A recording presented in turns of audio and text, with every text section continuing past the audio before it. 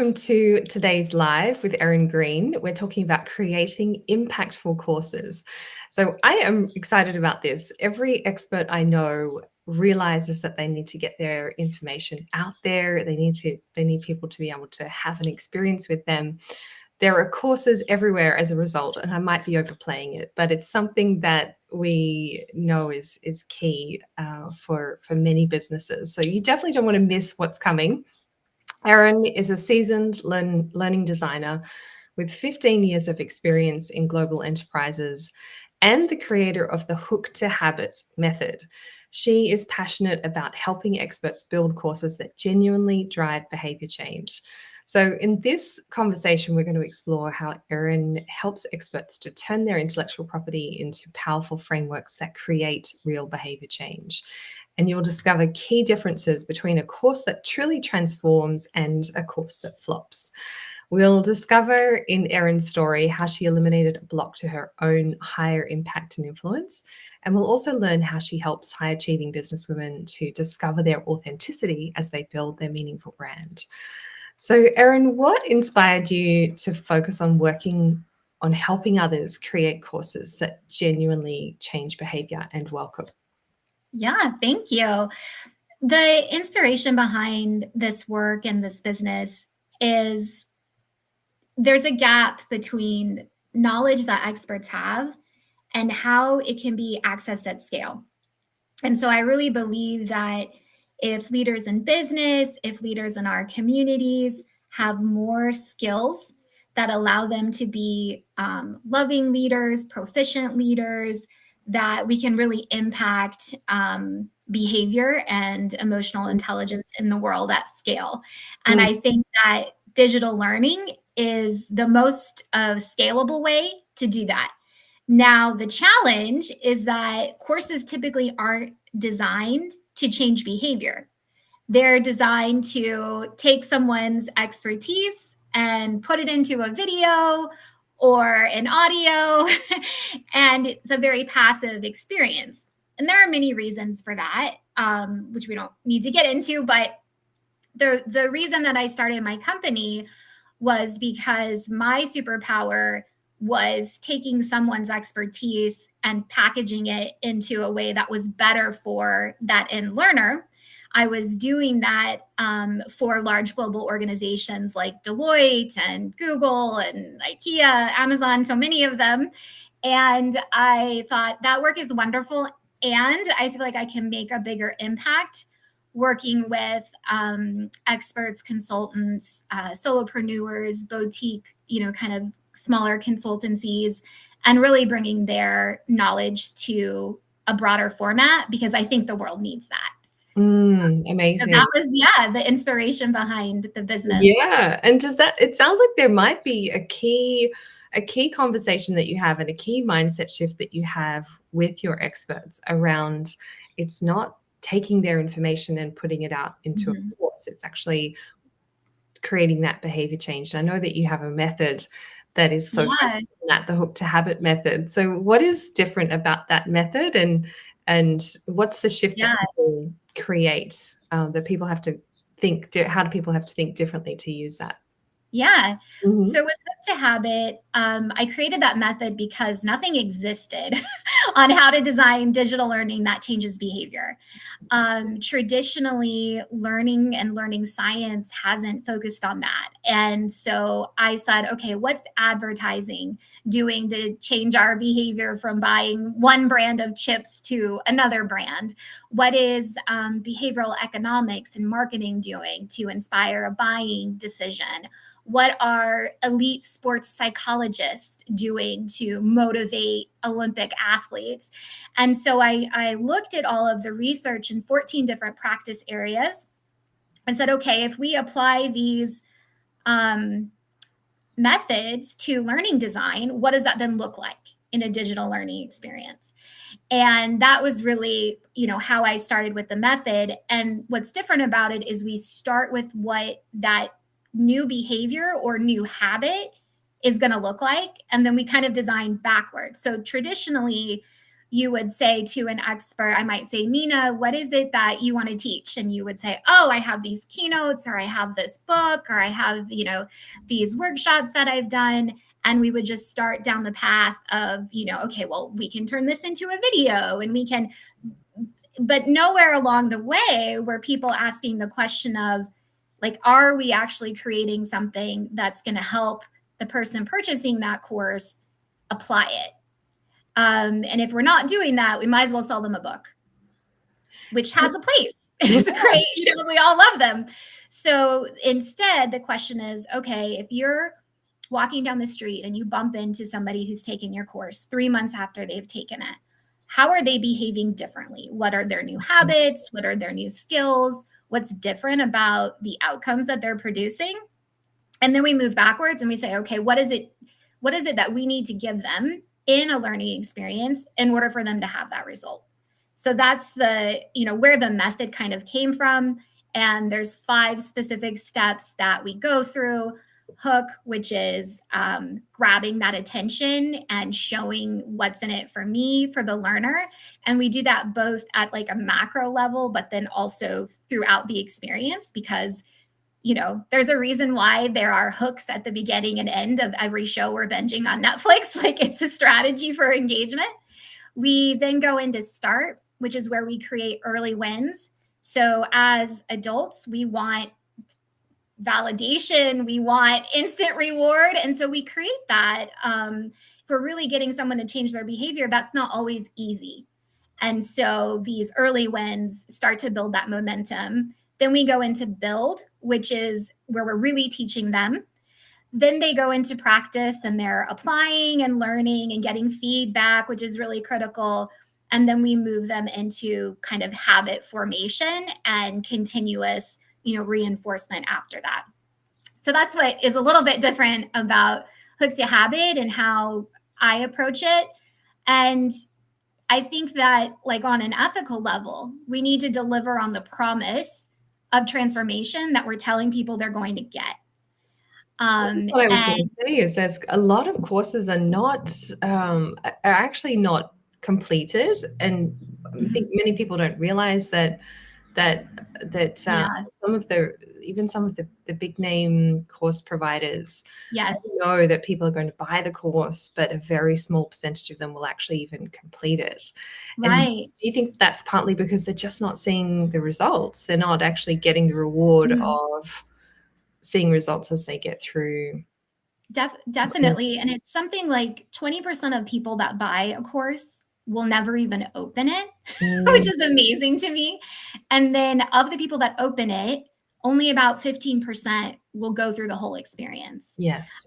So it's really staggering. Yeah. And there's a few reasons for that. One is that usually, particularly if an expert is creating their own course and they're kind of going the DIY route, they are typically an expert in their field, which is not learning design. And so there's a science to that, just like there is, the area of expertise that individual is wanting to scale and teach. So there's a strategy there and how we create it. And there are very few resources out there that actually teach you how to do that. The resources that are out there on how to create a course are designed to make it easy for you to produce something and have slick marketing copy. They don't teach you how to change behavior. And that's because it was created by people who don't study that. They were marketing, or they were, and so there's that aspect of folks just don't know how to do it. And that's no one's fault. And then the other piece that gets tricky is the platforms that we use to sell these courses through were designed to make it easy for the individual creating the course. They weren't designed with behavior change of that end consumer of the course in mind. And so the technology kind of has, you have to work within the limitations of the technology as well. And so that's really where, like, the thoughtfulness of design comes in. And when we design for the way the brain really works, the way that we as humans function when we're learning something, which is we're also doing 100 other things while we're trying to learn. When we can solve for those realities, it's a completely different experience, and you see it in completions, you see it in um, social proof and testimonials, you see it in increased lifetime value of a customer, but it's just because we're making it to work for everyone's brains. And it's just, most courses aren't designed that way, which is why I started Audacious Labs, because I think we can and should do better. It's such a fabulous thing that you're doing. The things that are resonating for me so strongly are memories around neuropsychology studies, and then taking people on these behavior change journeys in my first career, and realizing there are often emotional blocks that get in the way, or there are just triggers or nudges. The way that the brain works is not linear. It's not always expected that you could just set a long-term goal, break it down into short-term goals, and achieve that long-term goal. There's going to be things along the way that are unexpected, and the cleverer we get around that science, the more we can take people on a successful Exactly. journey to learning. So I think it's amazing that you have captured all of that. There's something else that you do that's really super exciting, which is you help people to discover their own authentic voice in a way. I think, I'm not sure that that's the word that you use, but you're really getting people down to the core of the value that they offer in their business, so that they can feel connected to their offering as an extension of themselves. And I thought that was really powerful, because in style and in visual brand, we see that being absolutely critical, that we start at the authentic woman herself. Speaking of my audience, my clients, they're who is she and what's she bringing? And that's the effortless, easy, plus impactful way to build a business. So I'd love to hear a little more around what you do there to help Yeah, people to connect with their authentic piece, that kernel that sure. you work with. There's this element that comes into play where, if you're going to create a course, similar to if you're going to write a book, you have to put pen to paper. And a lot of times, experts and thought leaders are used to delivering their message verbally, whether it's keynotes or consulting. So it's not uncommon that someone hasn't really codified their framework in a way that makes it easier for the brain to learn. So that one of those steps is understanding who that expert is as a brand, and that's the visual identity, as well, of their brand and their voice. And then what is that signature framework that they're going to teach and that they're going to build their brand around? And when you go to adding on products, having that in a real black and white way that you can communicate to buyers what makes you special is important. There's lots of people creating courses. And so having a very clear way of explaining your method, that's what people buy. And so that is, definitely part of the process. It's one of the first things that we do. And we also validate whether or not that's a good idea to make that type of investment. I think the market Yes. research piece is essential, and Mm, oftentimes experts miss that because mm, they're successful in selling that content as a service or in mm. keynotes or workshops, and they're really excited to talk about it, but that doesn't mean that that's a product the market is going to, let you generate revenue from. So Yeah. I think that whole kind of upfront piece, and it connects so much to the work that you do and who that, expert is as an individual, is what makes their product different than others that are out there that might have a similar kind of flavor to them. Yeah, it's such an exciting way to work, and I think as a consumer of businesses and services, where people have created this consistency between who they are and the message that, and the immediate experience people have with them, and then the message that they're bringing to the world and the change that they're delivering. It's such a coherent and safe feeling experience, which is a great a great thing as a consumer. Mhm. And I think, an awesome opportunity for us as professionals. So I love that you shared with me how you overcame an emotional block to becoming Yeah. influential. Uh, could you share what that was? There was a really interesting kind of anecdote here. So I know Yeah. that the audience would love to hear, as everyone takes their own journey to what visibility looks like for them.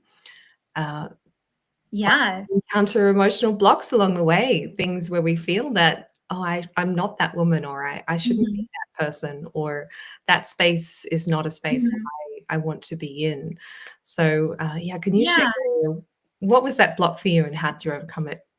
Yeah. So, I mean, I've known that, we talk about things like imposter syndrome, but I believe there's also invisibility syndrome Oh, where nice. you're Yes. not necessarily lacking belief in what you know, but you are uncertain about being seen and being visible for what you know. And for me, as a woman and as someone who um, had a childhood where visibility was not always safe, it was very natural for me to, want to fly under the radar. And at the same time, I really believe in this hook to habit method and what becomes possible when we start using it. And therefore, I have to put it out there, right? And I had this experience at a workshop, and one of the speakers was an embodiment coach. And she was walking us through an exercise where we had to come up with a dance move that represented a fear that was getting in the way of our um, willingness to be seen as influential and as smart and capable and powerful, as we are. And so, of course, she's explaining this. And I'm a very analytical person. And I'm like, I have to dance my feelings out. Like, this is a little weird. And it was fantastic because I came up with this movement that was very much about like ducking and blocking. And, so it became clear to me that, okay, the barrier here for me is this fear of being criticized, of being attacked, of someone saying, Erin, you don't have a PhD in behavioral science. What do you know? And so it was in that physical movement that I was like, oh, okay, that's it. And then once it's named, we can deal with it and move on, right? But the opportunity to go through that and understand that for me to do the work that I think I'm here to do on this planet, I need to be tough and I need to put myself out there and I'm not allowed to be invisible. And so then it becomes a matter of, okay, what are the tools and strategies and support, that I need to feel good doing that. And I think that, having a framework that you believe in, that you can hold on to is such a powerful piece of feeling more and more comfortable being visible because it's like your partner in visibility and you created it, you believe in it, it's easy for you to talk about it and champion it. And I think that's just really helpful when And it you're comes to serving. This invisibility. is so helpful. It's so helpful. You believe in your message, you Yeah, believe in what you're bringing to people, and you know that it's a service to people to put it in front of them. You know that there's exactly. an opportunity that they wouldn't otherwise have if they don't hear what you're saying. So you step into that space knowing that you're coming in a heart of service, and Mhm.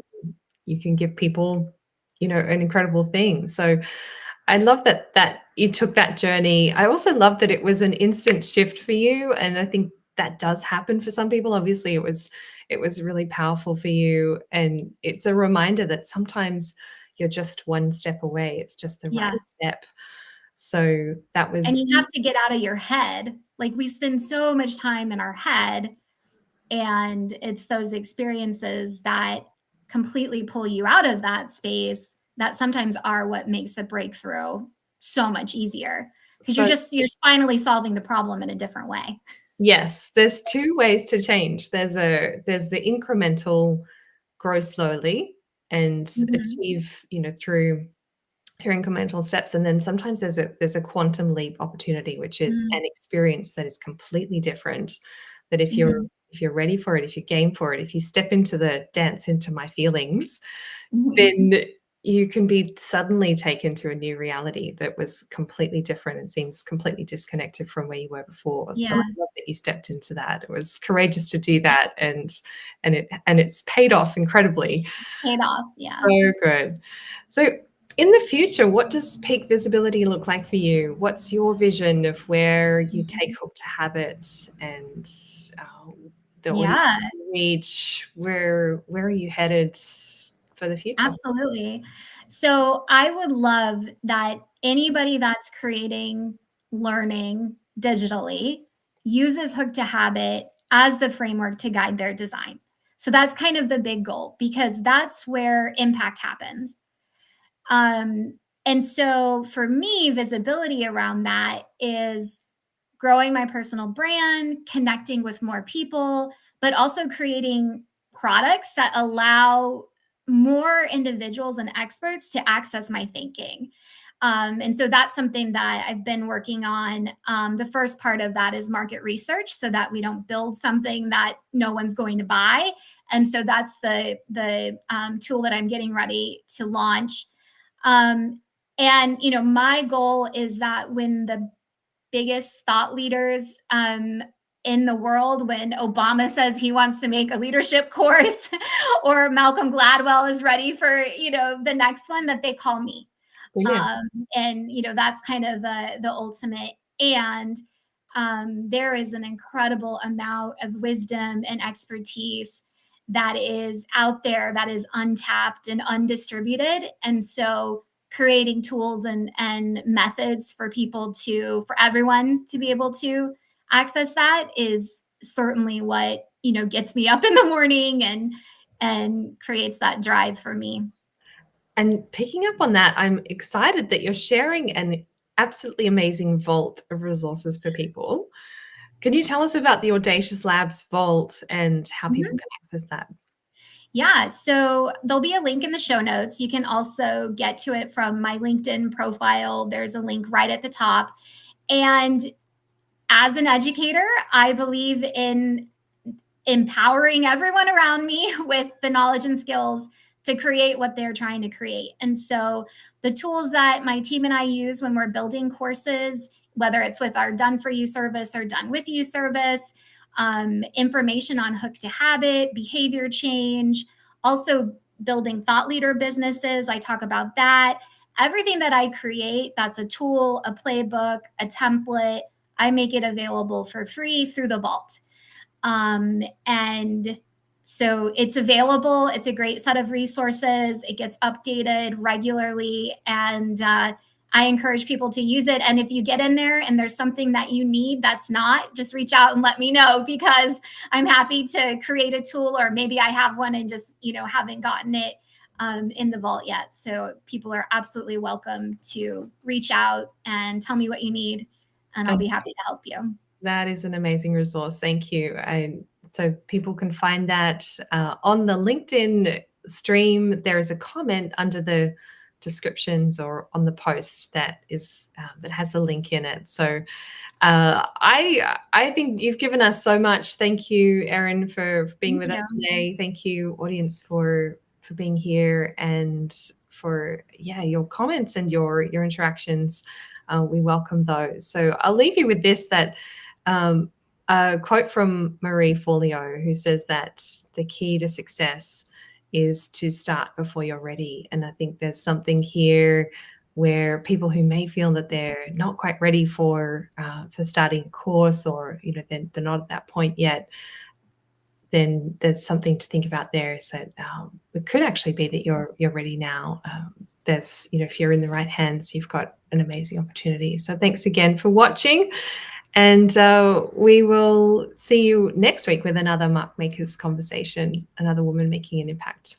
Thanks, Erin.